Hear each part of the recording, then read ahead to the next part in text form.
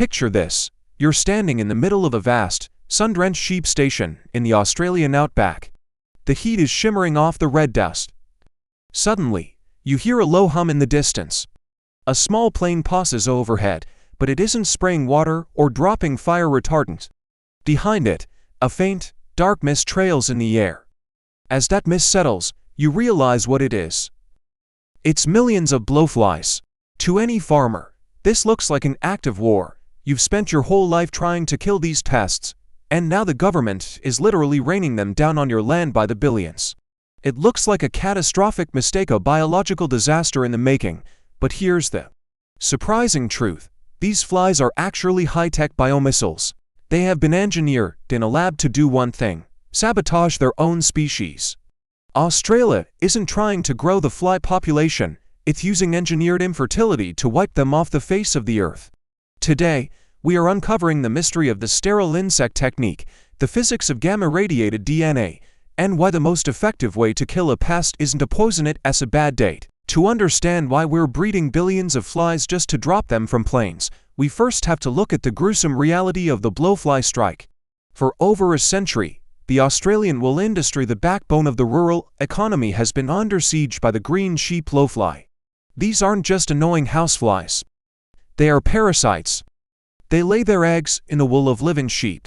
When the maggots hatch, they don't wait for the animal to die, they begin to eat the sheep alive. In the dark ages of farming, the only solution was chemical warfare.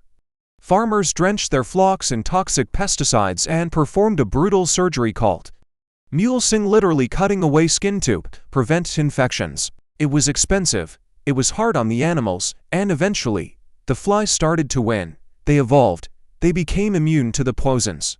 Australia was facing a future where its primary export could be eaten away by an insect smaller than a fingernail. The situation was getting desperate, and a radical new approach was needed. The solution didn't come from a new poison, but from a radical idea in biological engineering: the sterile insect technique. It all starts in massive, high-tech facilities where scientists breed blowflies by the billions, but before these flies are tacked into planes, they take a trip through a gamma radiation chamber. Think of it like this. Imagine you're trying to build a Lego castle, but someone has snuck in and glued all the individual pieces together.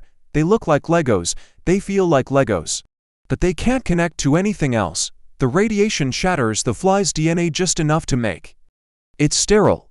The fly is still healthy, it still wants to mate, and it's still aggressive, but its reproductive machinery is broken. This is step 1.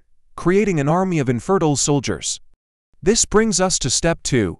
Flooding the dating pool. This is where the math of biological warfare kicks in. Once these gamma flies are released, they head straight for the wild population. The goal is to shift the odds so heavily in favor of the sterile males that the wild females almost never meet a fertile mate, because female blowflies typically only mate once in their lives.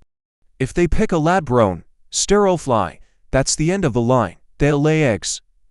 But those eggs will never hatch. It's a massive numbers game. By dropping 10 sterile flies for every one wild fly, the population doesn't just shrink, it collapses.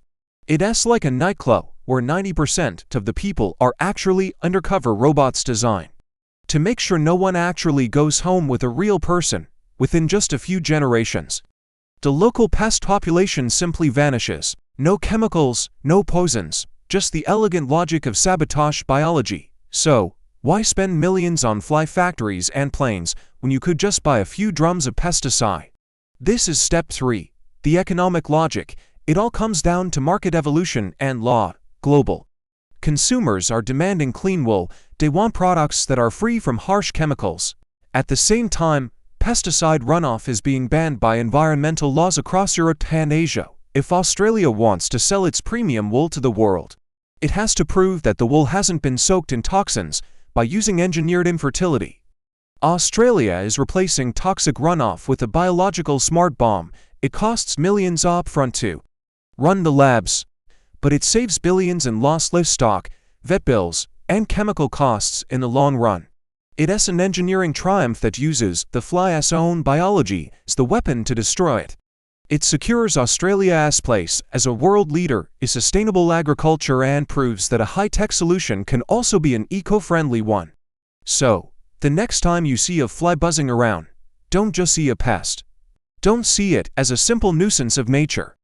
Instead, realize that in the right hands, that insect is a sophisticated tool of environmental management. We have learned to hack the most fundamental force in the universe, the drive to reproduce, and turned it into a scalpel to protect our food and our animals. The world isn't just something we live in, it's something we can reco. Australia didn't just save its sheep, it proved that sometimes the best way to fix a problem in nature is to give nature a gentle, radioactive nudge. Thanks for watching. If you found this story of bioengineering fascinating, make sure to hit that like button and subscribe for more deep dives into the incredible science that shapes our world. See you next time.